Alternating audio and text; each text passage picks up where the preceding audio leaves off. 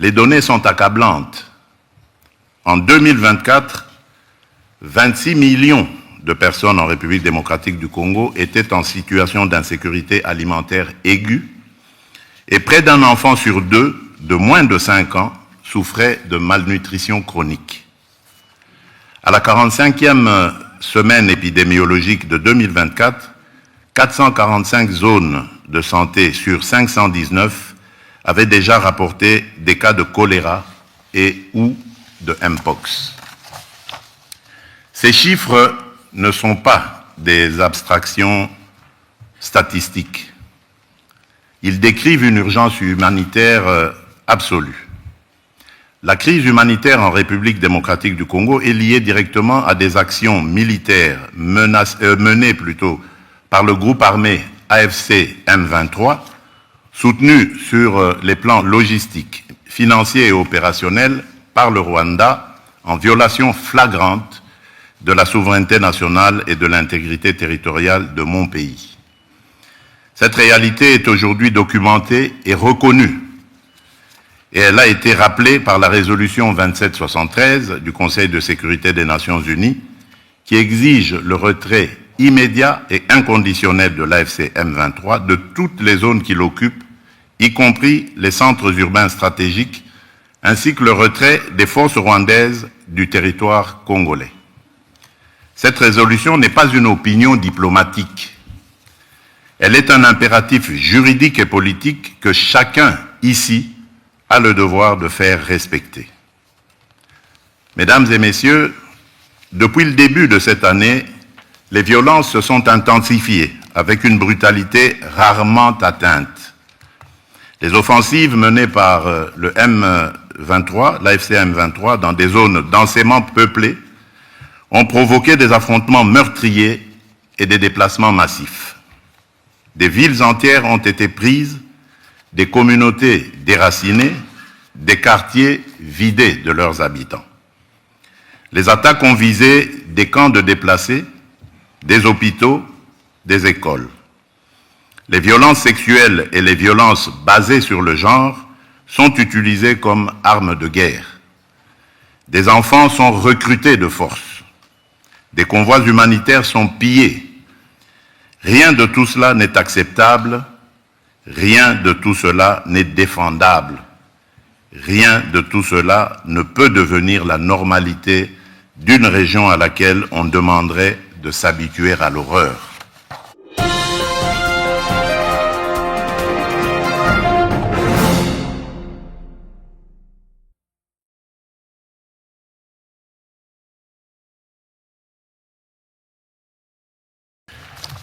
Monsieur le Président de la République française, cher Emmanuel, Monsieur le Président du Conseil du Togo, médiateur de l'Union africaine pour la région des Grands Lacs, Mesdames et Messieurs les représentants des chefs d'État et de gouvernement, Mesdames et Messieurs les représentants des Nations Unies, de l'Union africaine, des organisations régionales, Mesdames et Messieurs les partenaires techniques et financiers, Mesdames et Messieurs, je voudrais, au nom du peuple congolais, saluer la tenue de cette conférence ici à Paris, aux côtés du Togo, médiateur mandaté par l'Union africaine pour la région des Grands Lacs, et en étroite coordination avec les États-Unis d'Amérique, le Qatar et l'Union africaine qui accompagnent les efforts de médiation et de désescalade. Votre présence est un acte politique, mais aussi et surtout un acte moral. Elle signifie que la souffrance humaine qui ravage l'Est de la République démocratique du Congo n'est pas ignorée. Elle signifie que la paix et la dignité des peuples des Grands Lacs engagent la communauté internationale tout entière. Car si nous sommes réunis aujourd'hui, c'est d'abord pour répondre à une triple urgence. L'urgence humanitaire, l'urgence sécuritaire et plus encore l'urgence de la paix. Mais notre responsabilité va au-delà de la gestion de l'immédiat. Il s'agit de jeter les bases d'une stabilité durable fondée sur 3 piliers indissociables. La protection des populations civiles, la recherche d'une paix juste et l'intégration économique régionale comme moteur d'une prospérité partagée, à la condition, bien sûr, qu'elle s'exerce dans un environnement apaisé, sans heurts et sans affrontements.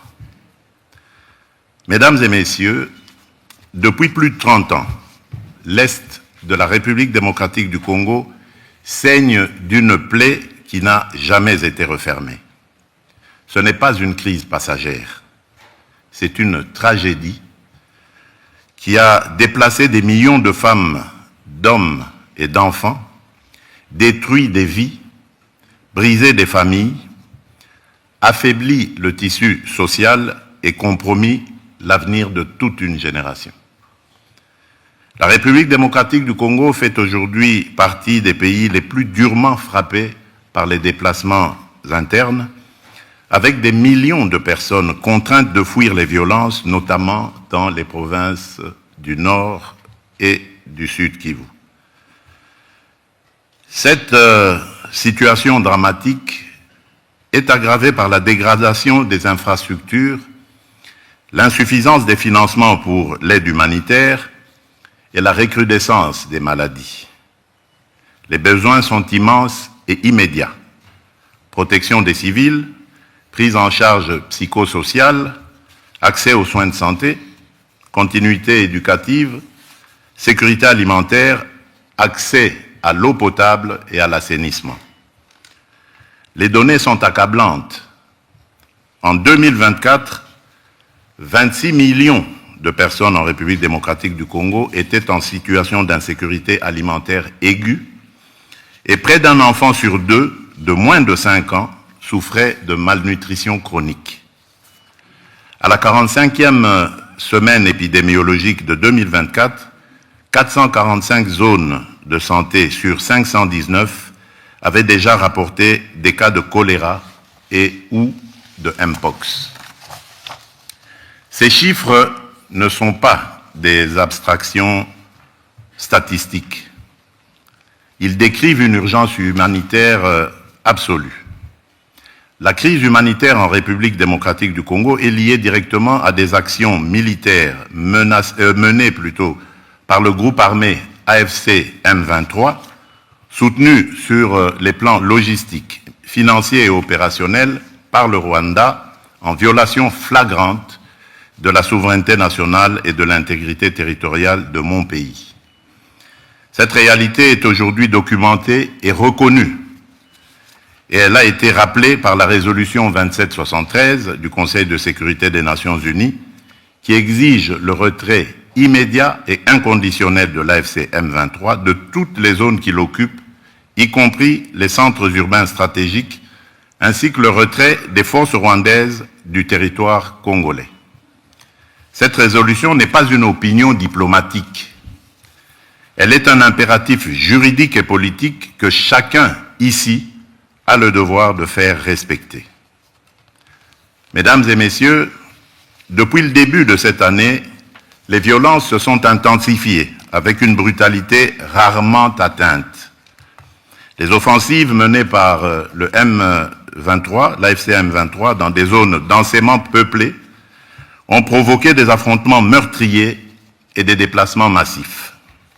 Des villes entières ont été prises, des communautés déracinées, des quartiers vidés de leurs habitants. Les attaques ont visé des camps de déplacés, des hôpitaux, des écoles. Les violences sexuelles et les violences basées sur le genre sont utilisées comme armes de guerre. Des enfants sont recrutés de force. Des convois humanitaires sont pillés. Rien de tout cela n'est acceptable, rien de tout cela n'est défendable, rien de tout cela ne peut devenir la normalité d'une région à laquelle on demanderait de s'habituer à l'horreur. Les chiffres parlent d'eux-mêmes et ils sont insoutenables.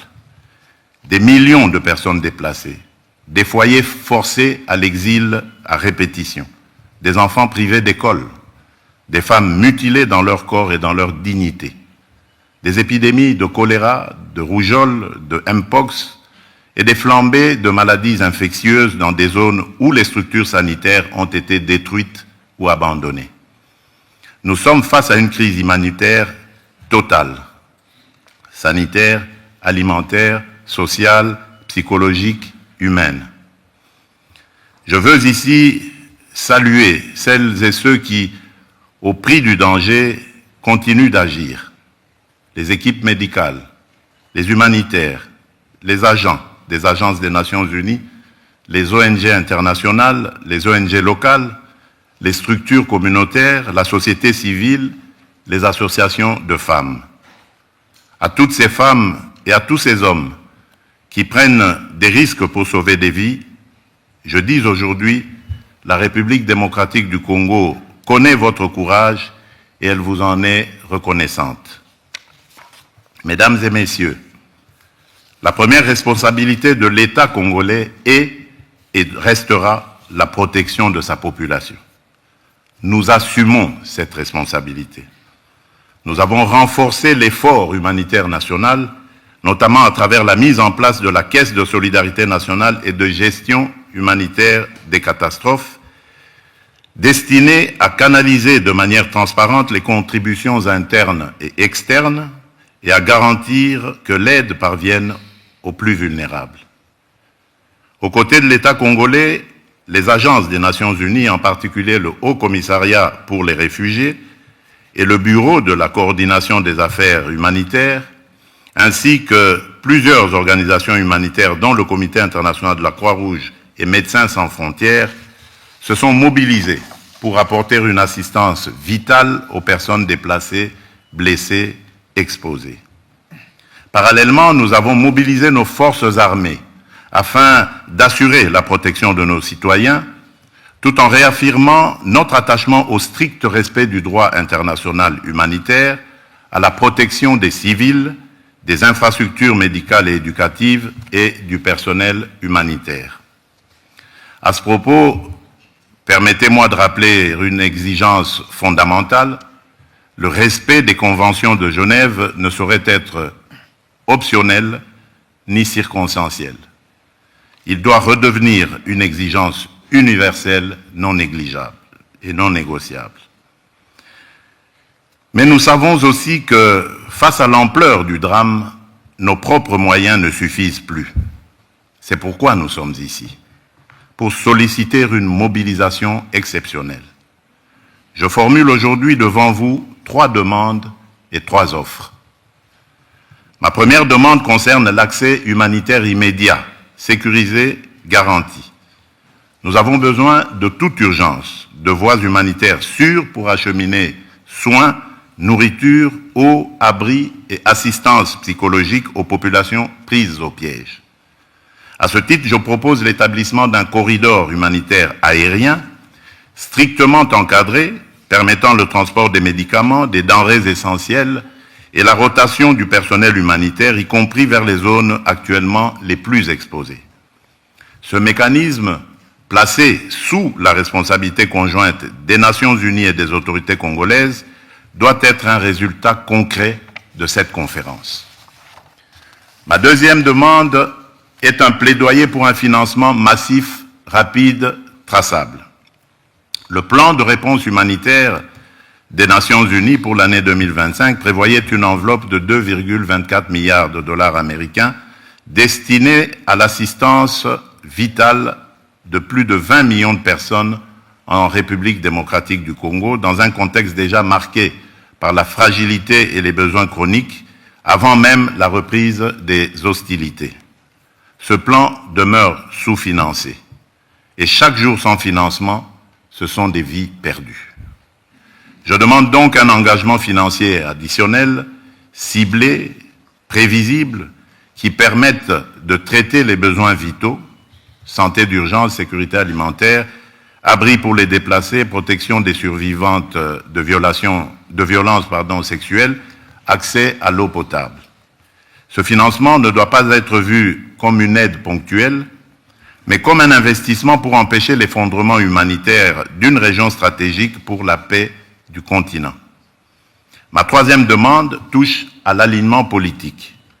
je souhaite que chaque partenaire ici présent, chaque État, chaque organisation régionale ou internationale s'engage à soutenir l'application effective de la résolution 2773 du Conseil de sécurité et à appeler clairement et sans ambiguïté au retrait de l'AFCM 23 des zones qui l'occupent et au retrait des forces étrangères non invitées du territoire congolais. Toute paix durable commence par la fin de l'occupation d'une partie du territoire congolais. Là-dessus, il ne peut y avoir ni double langage, ni compromis moral. En contrepartie, la République démocratique du Congo prend devant vous 3 engagements clairs. Premier engagement, reconstruire. Dès la fin des hostilités, nous lancerons un plan d'aide d'urgence pour la reconstruction du Nord Kivu et du Sud Kivu. Ce plan, que nous concevons comme un pacte national et international, intégrera dans une approche concertée, coordonnée et cohérente l'ensemble des programmes et projets destinés à la stabilisation, au relèvement et au développement durable des provinces affectées. Il visera à mobiliser environ 5 milliards de dollars à l'horizon 2026 pour la réouverture des écoles, la réhabilitation des centres de santé, la reconstruction des routes, le rétablissement des services sociaux essentiels et le retour digne des personnes déplacées. Il ciblera ainsi la sécurité alimentaire car nourrir une famille, c'est déjà commencer la paix. Ce plan sera coordonné, unifié et transparent. Aucun territoire ne sera abandonné, aucune communauté ne sera laissée en marge. Deuxième engagement, protéger les plus vulnérables et responsabiliser les auteurs. Nous allons renforcer notre cadre juridique relatif à la protection des déplacés et des victimes de catastrophes humanitaires, notamment par l'intégration en droit national de la Convention de Kampala de l'Union africaine et l'adoption d'un dispositif légal pérenne de financement de l'action humanitaire et de réduction des risques. Dans cette perspective, une loi sur le financement de l'action humanitaire et de la gestion des risques de catastrophe sera prochainement adoptée afin de doter le gouvernement de mécanismes pérennes de financement conformément au cadre de Sendai 2015-2030 pour la réduction des risques de catastrophe et aux engagements pris lors du sommet humanitaire mondial d'Istanbul en 2016. Nous veillerons à ce que les survivantes de violences sexuelles soient reconnues comme victimes de guerre, accompagnées, soignées et réparées. Je tiens à rappeler que la redevabilité constitue une exigence fondamentale de la paix durable. Les administrations parallèles instaurées par l'AFCM 23, les violations graves des droits humains et les atteintes aux civils ne resteront pas impunies. Des poursuites seront engagées dans le respect du droit international contre tous ceux qui se rendent coupables de crimes à l'encontre du peuple congolais. Troisième engagement, transformer la crise en levier de stabilité régionale. Nous ne venons pas seulement demander de l'aide humanitaire, nous venons défendre une vision politique. La paix durable dans les Grands Lacs ne sera possible que si la région choisit l'intégration économique et la prospérité partagée plutôt que le pillage et la prédation. L'avenir de la région ne peut pas être fait de trafics transfrontaliers illégaux d'or, de coltan ou de cobalt, alimentant des groupes armés. Il doit être fait de coopération économique formelle, d'infrastructures interconnectées, d'industrialisation locale, de valeur ajoutée créée sur le continent et d'opportunités offertes à la jeunesse. C'est cela, la paix durable. La sécurité est nécessaire à la prospérité. Mais la prospérité, elle aussi, est une condition de la sécurité. Mesdames et messieurs, ce qui se joue ici à Paris dépasse les frontières de la République démocratique du Congo. Il s'agit de savoir si la communauté internationale est prête à protéger des vies civiles aujourd'hui, pas seulement à commenter leur sort demain. Il s'agit aussi de savoir si nous sommes capables de reconnaître que la paix n'est pas un geste charitable, mais un investissement collectif dans la stabilité d'une région entière de l'Afrique centrale et orientale au cœur des équilibres du continent. Je voudrais, en terminant, m'adresser non seulement au gouvernement, mais au peuple français, au peuple togolais, aux peuples africains, aux peuples amis, à tous ceux qui nous écoutent. Je vous demande une chose simple, ne détournez pas le regard. Derrière chaque statistique que nous citons aujourd'hui, il y a un enfant qui dort sous une bâche au lieu d'un toit. Il y a une mère qui a fui sans rien emporter d'autre sauf la main de son enfant. Il y a une communauté qui refuse de mourir parce qu'elle croit encore en l'idée la plus simple, la plus belle et la plus juste, vivre en paix chez soi. Ce que nous demandons, c'est la vérité. Ce que nous demandons, c'est la justice. Ce que nous demandons, c'est la paix, une paix durable. La République démocratique du Congo prend ses responsabilités. Nous vous demandons aussi de prendre les vôtres. Je vous remercie.